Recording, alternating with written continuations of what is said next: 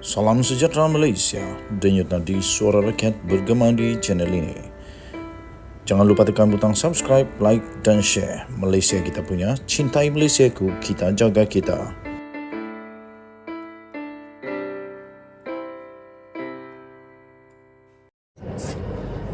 Salam sejahtera Malaysia. Habislah Hadi Awang kali ini. Habislah Hadi Awang kali ini. SPRM, sumber daripada SPRM mengesahkan bahawa sudah cukup bukti, sekali lagi, sudah cukup bukti untuk dakwa kes beri wang kepada pengundi di Marang. Kita tahu bahawa beberapa waktu yang lalu tersebar banyak video panjang, video pendek, gambar menunjukkan di Marang ada gerakan memberi wang kepada pengundi-pengundi di sana dengan video yang sekali dengan membuat sumpah, wallahi saya undi PAS. Video itu tersebar luas sehingga seluruh Malaysia menantikan apakah keputusan daripada SPRM. Dan terbaru inilah maklumat terbaru daripada SPRM, iaitu sumber daripada SPRM berkata cukup bukti untuk dakwa kes beri wang kepada pengundi di Marang. Hadi Awang dalam bahaya yang amat besar sekarang ini. SPRM mempunyai bukti yang mencukupi untuk membawa pertuduhan terhadap seorang ahli PAS seperti yang dipaparkan dalam rakaman video ketika menyerahkan wang tunai kepada pengundi di Marang semasa pilihan raya umum yang lalu. Menurut sumber yang rapat dengan kes itu, penyiasat telah membuat temu bual dengan saksi kejadian dan akan mencadangkan tuduhan rasuah kepada pendakwa raya tidak lama lagi. Mereka sedang menyiapkan satu bahagian terakhir sebelum melengkapkan siasatan, kata seorang pegawai kanan SPRM yang membabitkan permintaan formaliti untuk mendapatkan beberapa dokumen rasmi daripada Suruhanjaya Pilihan Raya SPR. SPRM katanya SPRM perlu mendapatkan dokumen pendaftaran pemilih daripada SPR yang perlu kita mohon melalui mahkamah, tegas beliau. Beliau juga berkata, apabila kita mendapat dokumen dan merekodkan beberapa lagi kenyataan, maka kertas siasatan akan dihantar semula kepada Jabatan Peguam Negara untuk keputusan mereka, katanya. Tambahnya lagi dalam kenyataan itu, SPRM akan mencadangkan kepada AGC untuk mengenakan tuduhan rasuah terhadap individu yang memberikan wang tunai itu kepada pengundi, kata sumber berkenaan yang bercakap kepada Malaysia Kini dengan syarat tidak mahu namanya disiarkan.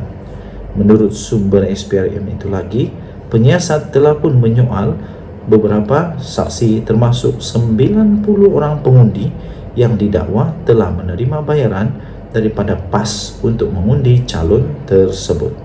Daripada siasatan SPRM, pegawai penyiasat dikatakan menemui unsur rasuah yang jelas dalam kejadian itu. Katanya terdapat unsur-unsur rasuah seperti yang dapat dilihat dengan jelas daripada video yang tular, kata sumber itu. Di sebalik dakwaan pembabitan parti dan kawasan pilihan raya itu, Malaysia kini difahamkan bahawa pertuduhan dan siasatan tertumpu semata-mata kepada mereka yang memberi rasuah dan bukannya ahli Parlimen Marang Abdul Hadi Awang. Nasib baik bukan Hadi Awang, tetapi mereka yang memberi rasuah. Jadi Hadi Awang bolehlah menarik lapas lega, tapi dia tetap berada dalam keadaan yang bahaya, iaitu mungkinkah, ini persoalan, mungkinkah kemenangannya itu ditarik balik? Selepas berakhirnya PR15 pada November lalu, timbul dakwaan di media sosial bahawa PAS telah menyogok pengundi. Dalam salah satu video yang tular, beberapa individu kedengaran bersumpah di hadapan seseorang yang didakwa ahli PAS mengatakan bahawa mereka telah mengundi parti itu sebelum bayaran wang tunai dibuat. Satu lagi video tular menunjukkan orang ramai menunggu di hadapan sebuah bangunan untuk mengambil bayaran daripada PAS lepas selesai mengundi. Bagaimanapun, pengarah pilihan raya PAS Muhammad Sanusi Madnor segera menafikan perkara itu dengan mendakwa ia hanya hela parti pesaing untuk memburuk-burukkan PAS dan parti Islam itu tidak mempunyai dana untuk membayar pengundi.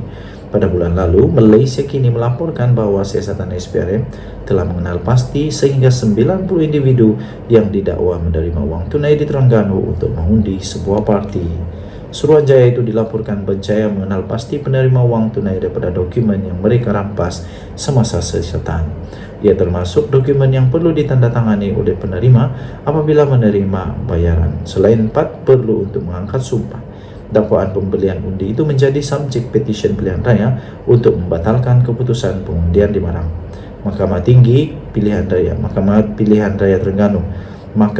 Raya Terengganu telah menolak bantahan awal Hadi bagi menolak petisi pilihan raya yang difailkan oleh Barisan Nasional Jasmira Osman untuk membatalkan kemenangannya. Dengan tadi Suara Rakyat bergema di channel ini. Bye-bye. Salam sejahtera Malaysia, denyut nadi Suara Rakyat bergema di channel ini.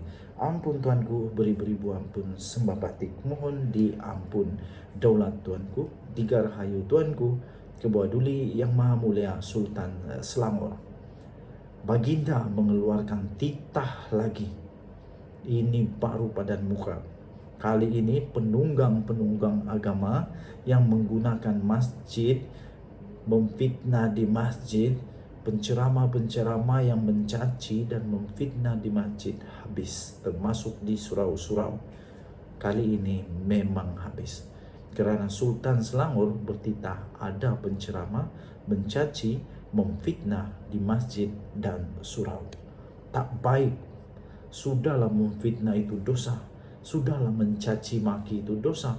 Kalau itu dilakukan di masjid dan surau, apa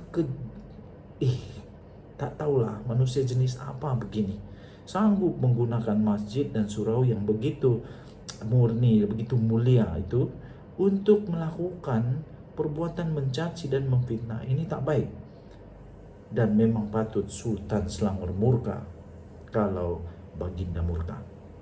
Menjelang pilihan raya negeri, tidak lama lagi Sultan Selangor kembali sekali lagi mengingatkan agar tiada mana-mana pihak mengambil kesempatan menjadikan masjid dan surau di negeri Selangor sebagai pentas politik.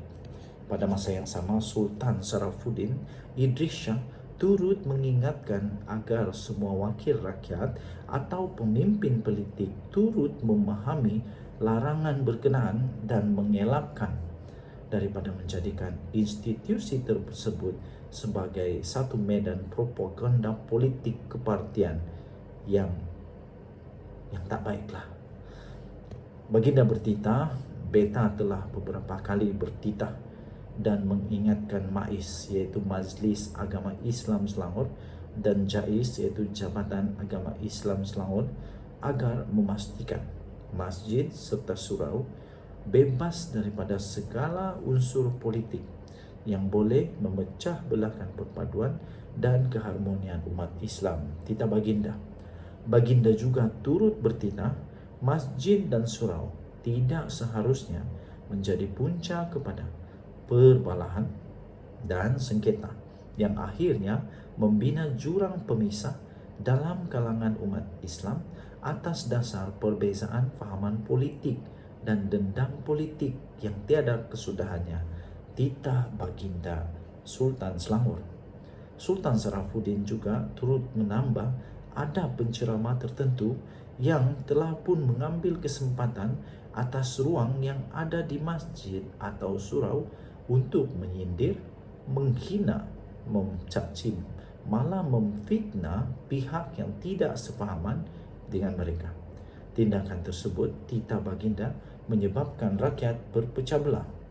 Baginda bertitah, Beta amat bimbang jika budaya sebegini tidak dibendung, ia akan terus memecah belahkan umat Islam, khususnya orang Melayu. Titah Baginda. Pandangan berkenaan itu disahirkan oleh Baginda Sultan Sarafuddin ketika majlis pembukaan sidang Dewan Undangan Negeri Selangor di Shah Alam pada hari ini. Terdahulu JAIS dan MAIS berdepan dengan persepsi negatif sesetengah pihak susulan pembatalan program dua penceramah bebas iaitu Azhar Idrus dan Muhammad Wadi Anwar Ayub asalnya yang dikaitkan dengan politik. Bagaimanapun pihak berkuasa agama itu menjelaskan larangan berkenaan dibuat kerana kedua-dua personaliti terbabit sebenarnya tidak memiliki tauliah daripada MAIS. Pengarah JAIS Muhammad Sahzihan Ahmad berkata, susulan hantaran di Facebook pencerahan tersebut pada 5 Mac yang lalu, segelintir pihak telah membuat komen yang mewujudkan persepsi yang tidak baik terhadap Sultan Sarafuddin serta Kerajaan Negeri Selangor. Sementara itu, Sultan Sarafuddin juga menyeru agar semua pihak yang terbabit dalam PRN nanti agar mematuhi peraturan sedia ada dan saling menghormati satu sama yang lain. Baginda bertitah, ingatlah tingkah laku orang-orang politik semasa tempoh kempen akan disaksikan dan dinilai oleh rakyat sebelum mereka membuat pemilihan. Baginda juga turut bertitah melihat kepada kesan dan implikasi buruk ini, betah menitahkan bahawa hanya mereka yang berkelayakan dan mempunyai tauliah dari jawatan kuasa tauliah MAIS sahaja yang dibenarkan untuk memberi ceramah, kuliah, takzirah, tazkirah atau pengajian di masjid, surau atau di mana-mana tempat di Selangor ini, titah Baginda. Baginda juga turut bertitah sekali lagi beta menegaskan bahawa mereka yang benar-benar mahir dan mempunyai pengetahuan yang luas sahaja mengenai agama Islam sahaja yang layak untuk diberikan tauliah untuk mengajar bagi mengelak nasir ajaran sesat serta budaya fitnah memfitnah dari berlaku, titah Baginda. Ampun tuanku, beribu-ribu ampun, sembah patik, mohon diampun, daulat tuanku. Kita jumpa lagi, bye-bye.